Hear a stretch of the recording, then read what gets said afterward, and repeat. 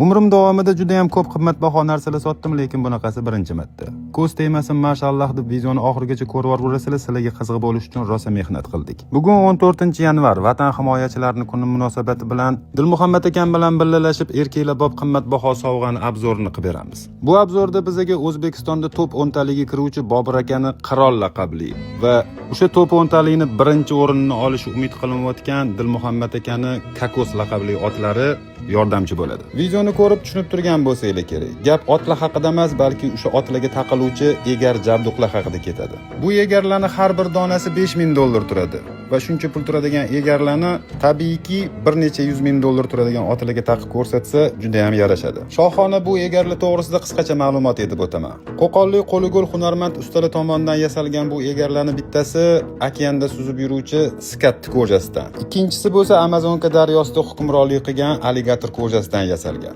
Qiziq joyi, o'lgandan keyin ot minishi bu suv maxluqlarini tushiga ham kirmagan bo'lsa kerak. Bu egarlarni yasalish jarayonida nafaqat qimmatbaho koja, balki qimmatbaho metallar ham ishlatilgan. O'sha metallar nomi kumush bo'ladi. Ko'rinishi juda ham nafis, sifati bo'lsa juda ham mustahkam bo'lgan bu egarlar har bitta chavandozni orzusi bo'lib qolsa kerak. Chavandoz-ku mayli, egarlarni taqish jarayonida otlarga ahamiyat berdim. Hatto otlarni ham ko'zi chaqnab, xursand bo'lib ketdi. Gaplarimga ishonaveringlar. Agar otlar gapirishni bilgan bo'lganda, gap yo'q devorishi aniq edi. Bu go'zallikni san'at asari desam hech ham adashmagan bo'laman. Chunki bu egarlar ham xuddi rassom rasmini bir marta chizganda qaytarilmas go'zal va eksklyuziv hisoblanadi. Ichimda aylanayotgan gapni to'g'risini aytaman. Mana bu videoyim Zomilli ko'pkarichilarning qiroli Boyto'ra boboga yetib borishni juda ham xohlagan bo'lardim. Chunki ko'pkarida ko'rdim. Mashina ham sovg'a qilishdi, uylar ham sovg'a qilishdi. Ammo bu sovg'alardan faqatgina ot emas, asosan chavandoz manfaat ko'radi va men buni adolatdan deb hisoblamayman. Taklifim chempion bo'lgan otliga shunaqa shohona egar jabduqlardan ham sovg'a qilib turish kerak. Ot mingan erkaklarning xotini ko'p tug'adi deb eshitganman. Agar ot mingiylik kelsa, o'zimizdan ipodromga kelib 10-otxonaga, ya'ni Dilmuhammad akani otxonalariga kelsanglar, asl zo'r otlar juda ham ko'p.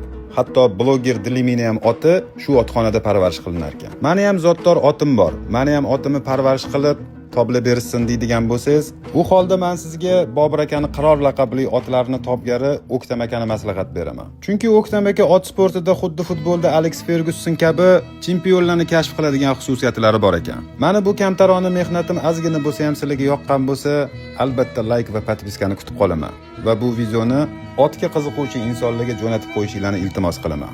E'tibor uchun rahmat. Hammanglarning sog'lig'inglar otnikidek bo'lsin.